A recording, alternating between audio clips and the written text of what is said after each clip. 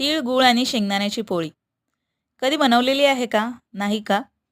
चला तर मग आज बनवून पाहूया.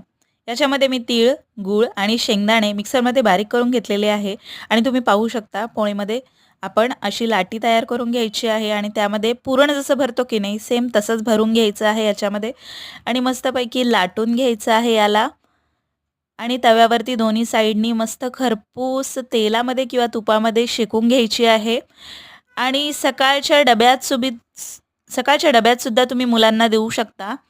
मुलांना सुद्धा खूप आवडेल. थंडीचे दिवस आहे सध्या आणि मुलांना जर डब्याला काय द्यावं हा प्रश्न पडत असेल, तर नक्की ही पोळी देऊन बघा. मुलांनाही खूप आवडेल ही पोळी. तर पाहू शकता मस्त टम्म फुगतात अशा. नक्की एकदा ट्राय करून पहा. व्हिडिओ आवडला असेल तर लाईक, शेअर आणि सबस्क्राईब करायला विसरू नका. Thank you for the watching.